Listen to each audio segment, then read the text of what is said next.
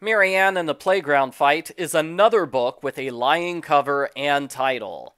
She doesn't fight at a playground. She doesn't even visit a playground. I thought she was going to take up boxing in this book and punch Kristy in the face. What a letdown. Argo Font Book Review. Argo Font Book Review. This book was written by Diane Mollison, best known for writing a book about Princess Anastasia's necklace. I wonder how she got this job.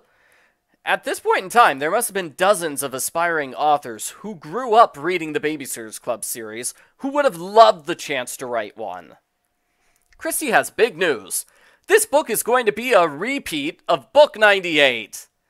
That is, a summer vacation super special is coming out next month, so all of this book is the babysitters trying to earn enough money for the trip. Everybody's excited to learn they're going to London and Paris. Tickets are $400 per person. We know from Marianne's last book that the babysitters make about $200 a month, so raising half the airfare should be easy. The elementary school is doing a 2-month playground camp. They need full-time counselors. The problem is that they've got 6 jobs for 9 Babysitters Club members, when you include Dawn and Logan. Uh-oh!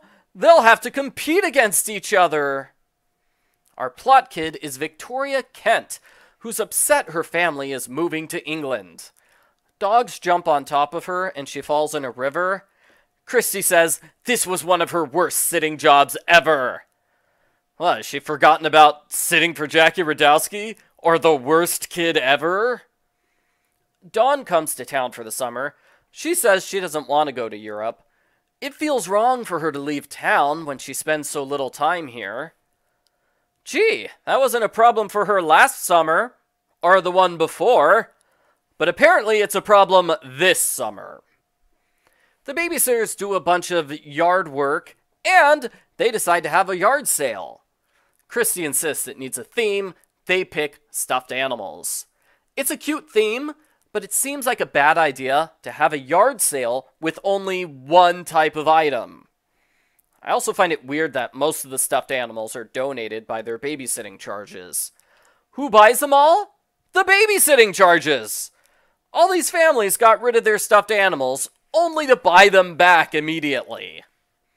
Marianne and Dawn are not going to Europe, but they are still forced to do all the fundraising work anyway. That seems unfair. Why did they have to pay for Kristy's vacation? The babysitters wonder if the European trip will conflict with the playground job. Will the playground still want to hire somebody who's going to be gone for 9 days? Probably not. Kristy is rude to Mallory and Jessie, saying they don't have a chance of getting the job because they're too young. Kristy also spies on Claudia's computer, finding the job application. I don't remember Claudia having a computer in her bedroom before. Victoria gets mad when Marianne picks up Dawn from the airport. No! You can't see your sister! You need to spend time with me! When Victoria learns Marianne's not going to London this year, she cries and refuses to talk to Marianne again. I would say Victoria's acting like a spoiled brat, but she's honestly not acting all that differently from Kristy. All of the older club members get job interviews. Dawn and Marianne have a serious talk about it. They decide to support each other, no matter who gets a job. Oh, well that's nice.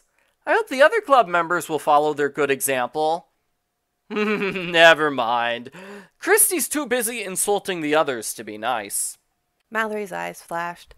I know it begins at 9:30, she snapped. Why are you always treating me like your little sister or something? There are lots of people interviewing for the playground jobs, including people who don't like kids, such as Janine and Ashley Wyeth and Cookie Mason, who gets the job because her interviewer is best friends with her parents. Talk about favoritism. Everyone can hear what's said during the job interviews, which strikes me as an unprofessional setup. There's interview drama. Abby takes credit for leading the Crushers team. Marianne worries she's failed the interview. Kristy lies to the interviewer. When the others confront her, she accuses them of being losers with low self-confidence. The Babysitters Club! The best friends you'll ever have. Marianne writes an apology letter to Victoria, and all is forgiven. Marianne takes Victoria and some of her friends to the mall. Abby narrates Victoria's goodbye party, which is weird because Marianne is there. There's no reason for her to tell the story from Abby's point of view. The party's a bit of a mess because the Kents don't know what American barbecues are like. They serve scones, tea sandwiches, and hamburgers without buns. The babysitters almost ruin the party with their petty squabbling. The playground jobs are officially decided.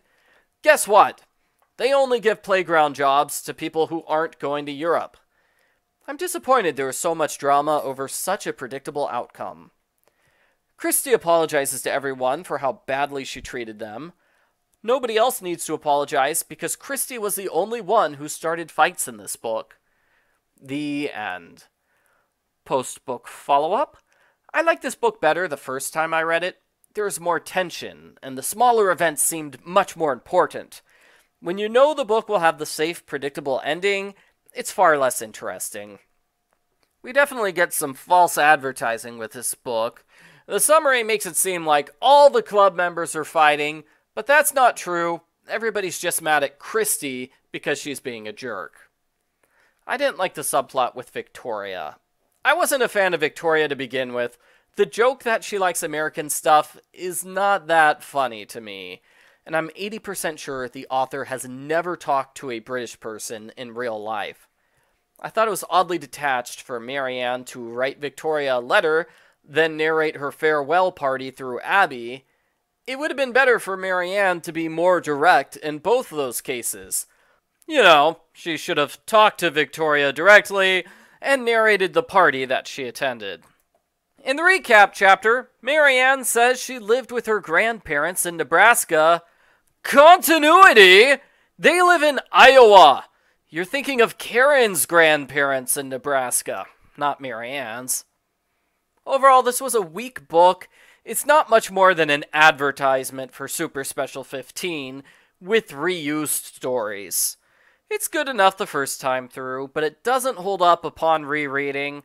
The book probably would have been better if it followed the story that the cover and the title suggest. I give Babysitters Club number 120, Marianne and the Playground Fight, a 4 out of 10.